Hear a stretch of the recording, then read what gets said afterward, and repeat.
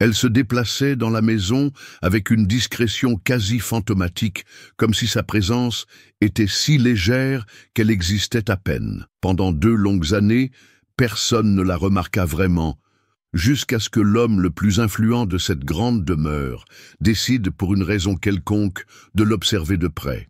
Ce qu'il allait voir dans cet hôpital public ne transformerait pas seulement sa vie pour toujours, mais la sienne aussi. Parce que parfois, l'âme la plus discrète recèle l'amour le plus puissant du monde. Et quand cet amour est menacé, même la plus farouche des fiertés ne survit pas. Arthur Dubois se trouvait sur le balcon vitré du 2e étage lorsque ses yeux capturèrent Sophie Martin traversant le jardin luxuriant du manoir, son sac fermement serré contre son corps. Il était ponctuellement 6h57 du matin. Invariablement. 2 ans de dévouement impeccable, sans un seul retard, sans la moindre faille. Cependant, il y avait quelque chose dans sa manière automatique, presque déshumanisée, qui soudainement commença à éveiller une étrange inquiétude chez Arthur. Ce matin-là, tandis qu'il dissimulait son observation en lisant un journal et en buvant son café matinal, il remarqua à quel point Sophie semblait épuisée. Les yeux creusés, la peau plus pâle, les pas traînants. Elle essayait de bien le cacher, mais sa perception aiguisée ne laissait rien s'échapper. Quand il lui proposa de se joindre à lui pour le café, Sophie refusa avec un sourire poli, et la phrase habituelle « Merci, monsieur Dubois. Je dois encore laisser la bibliothèque impeccable avant 8 heures. » C'est précisément là, dans ce refus apparemment inoffensif, qu'Arthur prit une décision. Il découvrirait ce qu'elle dissimulait. Sophie Martin avait 34 ans et un silence qui pesait plus lourd que n'importe quel fardeau. Dès le premier jour dans cette résidence, elle avait été claire. Elle ne cherchait pas d'intimité, elle désirait simplement accomplir son travail. Et c'est ce qu'elle fit, avec une précision quasi chirurgicale, comme si chaque tâche était un point de suture dans l'univers qu'elle tentait de maintenir intact. Arthur l'avait engagée sur recommandation. Il n'y avait jamais eu de plainte ni d'excès, mais aussi jamais un signe de vie authentique. Elle parlait le moins possible, refusait les offres de café, de déjeuner, de primes et toute gentillesse. Elle exécutait tout à la perfection et partait à la même heure, comme si elle fuyait quelque chose que son employeur ne parvenait toujours pas à déchiffrer. La première semaine, Arthur l'attribua à la timidité. Ensuite, il pensa que c'était simplement de la froideur. Mais maintenant, 2 ans plus tard, il y avait quelque chose de plus profond, quelque chose qui palpitait derrière ses yeux de plus en plus ternes. Cet après-midi-là, tandis que Sophie rangeait les tomes dans la bibliothèque, un volume lourd glissa de l'étagère. En se penchant pour le ramasser, elle s'appuya lentement sur la table, comme si son propre corps était sur le point de céder. Arthur remarqua les mains tremblantes, la respiration haletante.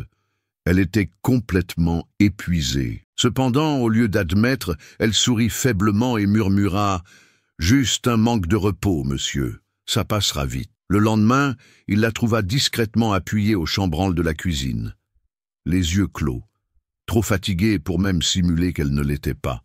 Et pourtant, quand il lui proposa d'emporter les restes du déjeuner, Sophie refusa avec la même phrase routinière « Je vous remercie. J'ai de quoi manger à la maison. » Mais Arthur savait que c'était un mensonge. Et pour la première fois, il sut aussi qu'il devait aller au-delà de la courtoisie formelle. Il devait comprendre pourquoi cette femme insistait tant pour s'effacer. Ce fut cette nuit-là, en observant Sophie sortir par la porte de service, la tête basse et les pas pressés, qu'il prit une décision silencieuse. Le lendemain, il la suivrait. Et il verrait de ses propres yeux ce qu'elle refusait d'exprimer par des mots. Sophie ne désirait pas de compassion. Jamais. Elle ne se levait pas à 5 heures du matin tous les jours, juste pour nettoyer une résidence de luxe. Elle le faisait pour subvenir aux besoins de la seule raison qui donnait encore un sens à sa vie.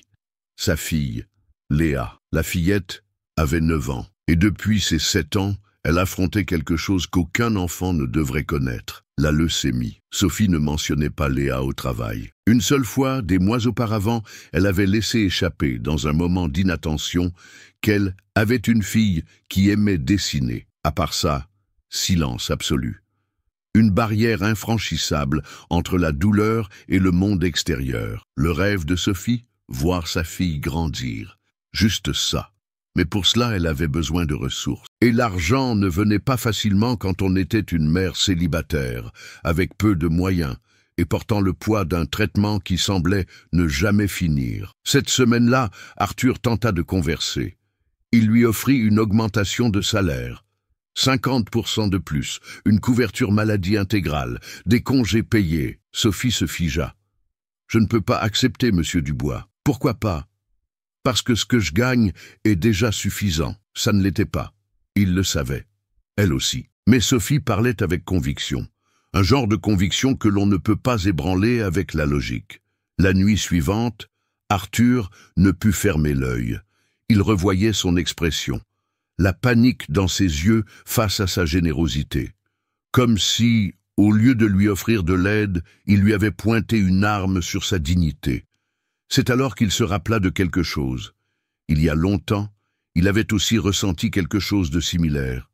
La peur de paraître faible. Mais Sophie ne paraissait pas faible. Elle paraissait être quelqu'un qui portait l'univers les mains liées. Le lendemain matin, quand elle arriva, quelque chose était visiblement différent. Ses pas étaient plus courts, son visage encore plus exténué.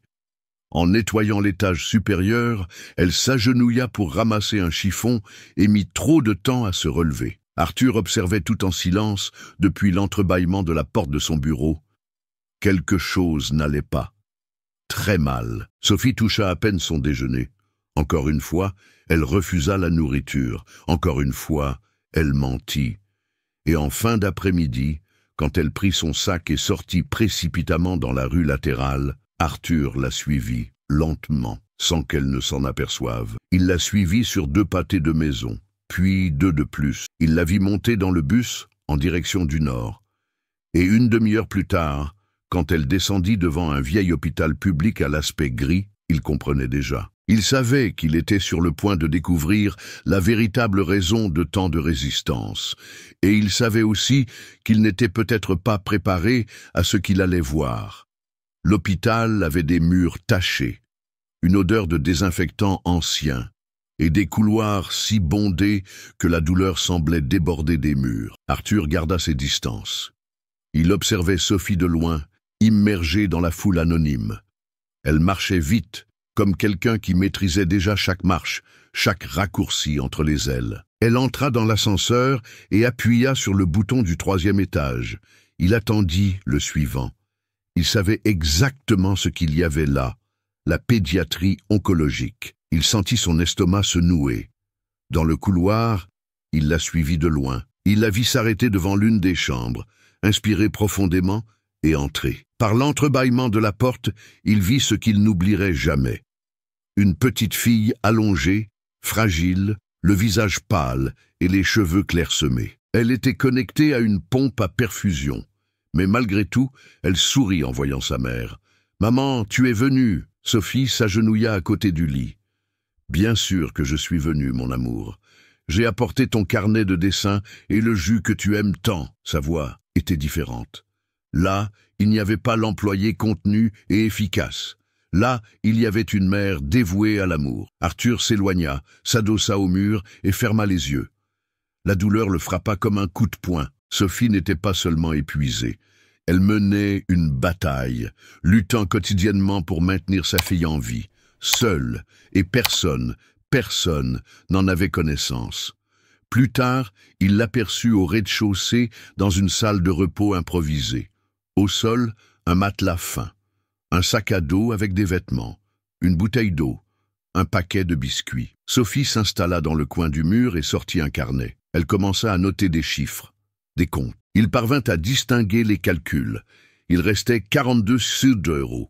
Le médicament coûtait 180 € le lendemain. Elle sortit de son sac une petite boîte en velours. À l'intérieur, un bracelet en or usé et une bague simple. Elle observa les bijoux pendant de longues minutes, comme s'ils étaient des souvenirs matérialisés. Puis elle les rangea et se coucha, sur le sol froid, dans l'obscurité, dans la solitude que seule une mère épuisée comprend. Arthur quitta l'hôpital en silence.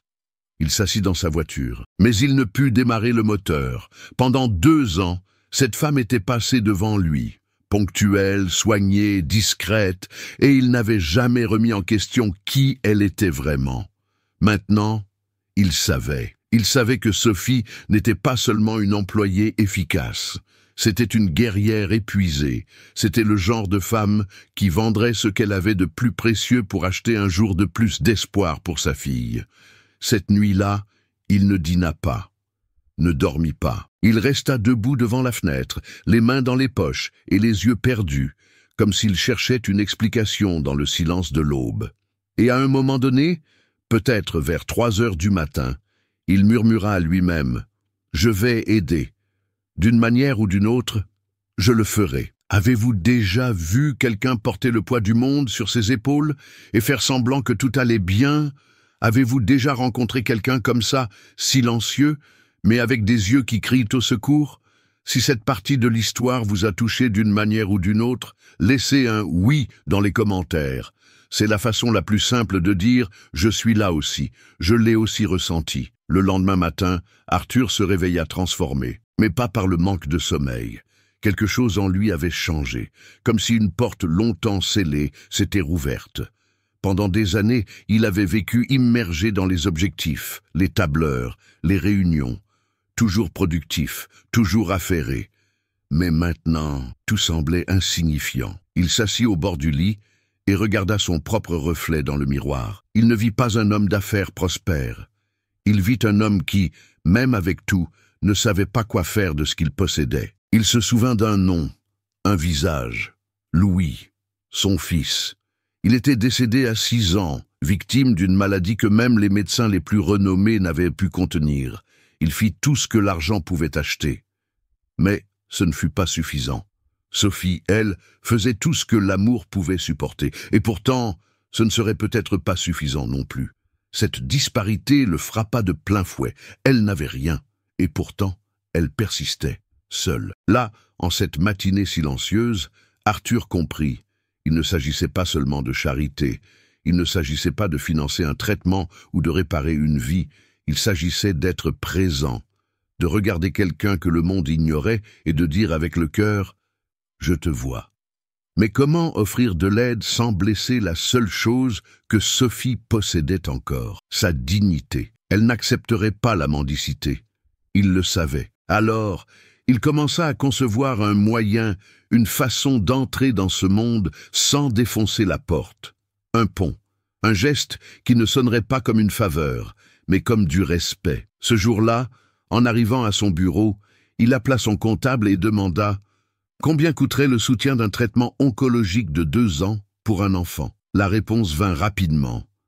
Mais ce n'est pas cela qui le fit respirer profondément. C'est ce qu'il ressentit en raccrochant le téléphone. Pour la première fois depuis longtemps, Arthur avait une raison d'agir.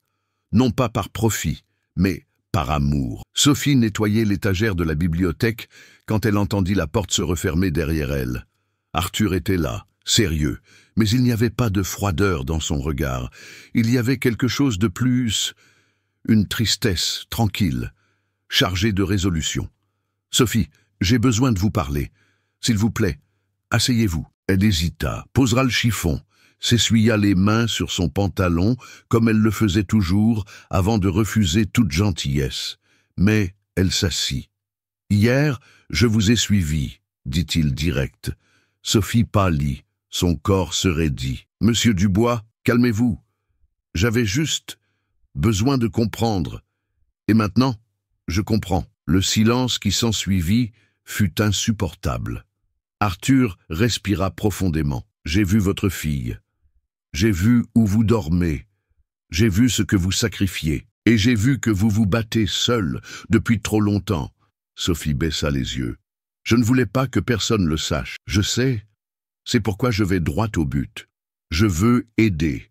Avec tout. Le traitement, les examens, tout ce qui est nécessaire. » Elle leva la tête d'un coup. « Non, Sophie, je ne peux pas accepter. Je dois faire ça toute seule. Par orgueil, par survie. La réponse le désarma. Sophie continua, « Si j'accepte de l'aide, que restera-t-il de moi? Que vais-je dire à ma fille que j'ai eu besoin de la charité du riche patron pour la maintenir en vie? Ce n'est pas de la charité, répondit-il avec fermeté. C'est de l'amour, de père, parce que j'ai déjà perdu un fils, Sophie, et si je peux vous éviter de vivre cela, je le ferai. » Elle resta immobile. « Je ne veux pas que Léa le sache, » murmura-t-elle. « Alors elle ne le saura pas. » Arthur se leva, alla à son bureau et prit une enveloppe. « Je vais vous donner une augmentation. 8 000 € par mois, formalisé, nouveau contrat, mutuelle élargie. Personne n'a besoin d'en savoir plus. » Sophie regarda l'enveloppe, puis lui. Son monde s'écroulait, mais cette fois, en silence. Par le poids qui s'en allait, pas celui qui arrivait. « Ça doit être comme ça, » dit-elle. « Elle doit croire que c'est sa mère qui a trouvé une solution. Et c'est le cas, » répondit-il. « Vous êtes la femme la plus forte que j'ai jamais rencontrée. » Les jours suivants furent confus pour Sophie. Elle continuait de nettoyer la maison comme toujours, mais maintenant, le cœur en désordre. Elle avait accepté l'aide, oui, mais elle n'acceptait pas le soulagement. À chaque paiement, à chaque consultation réglée, elle sentait quelque chose la ronger de l'intérieur, comme si elle trahissait sa propre bataille. Arthur, de son côté, restait respectueusement présent. Il ne la traitait ni comme une victime, ni comme une héroïne, juste comme une femme qui méritait la paix. Mais quelque chose changeait. Il commença à rendre visite à Léa à l'hôpital, discrètement, sans prévenir. Il apportait des livres, des fruits, des bandes dessinées. Il apprit à tresser les cheveux de sa poupée préférée. Et un jour, Léa demanda « Vous êtes l'ami de ma maman ?» Arthur sourit. « Oui, je le suis. Un ami spécial. » La fillette rit. « Vous ressemblez à mon papa. Sauf que mon papa est parti quand je suis tombé malade. » Arthur déglutit difficilement. Sophie vit la scène depuis la porte, sans être remarquée. Et pour la première fois, elle sourit vraiment. Mais le même jour, le soir, alors qu'elle notait des comptes dans un vieux carnet, la peur revint. Et s'il abandonnait? Et si un jour, il disparaissait simplement de leur vie? Elle avait déjà tout perdu une fois. Elle ne supporterait pas de perdre à nouveau. Le lendemain, elle tenta de s'éloigner, d'éviter les conversations, de reconstruire le mur, mais Arthur le remarqua. « Vous avez peur, n'est-ce pas? Pas de vous, de moi, de m'habituer à ça, de croire que je peux faire confiance. Vous pouvez. » Sophie croisa les bras. « Et si vous vous lassez, si vous en avez assez d'aider ?» Il répondit sans hésiter. « Alors vous me renvoyez, mais jusque-là, je reste. » Cette nuit-là, Sophie pleura.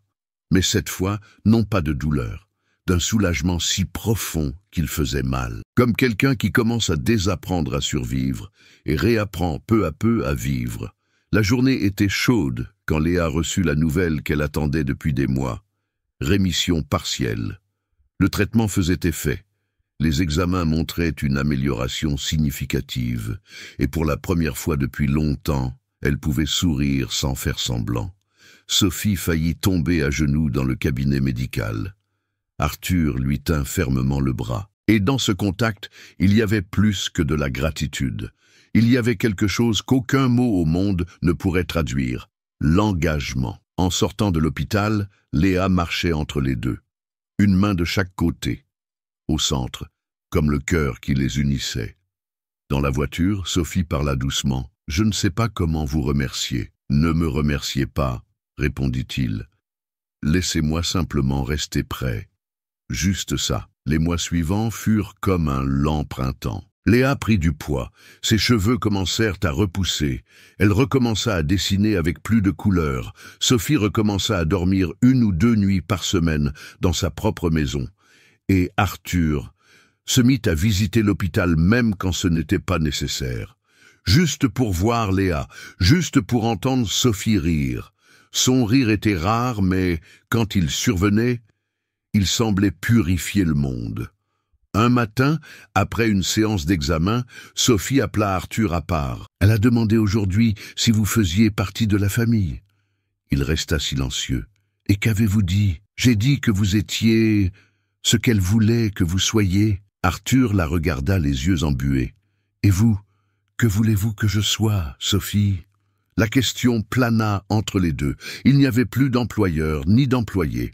Seulement deux âmes qui s'étaient rencontrées au milieu des décombres et avaient décidé de reconstruire ensemble. Quelques jours plus tard, ce fut Léa qui décida pour eux. « Quand je sortirai de l'hôpital, pourrions-nous tous vivre ensemble ?» Sophie resta muette.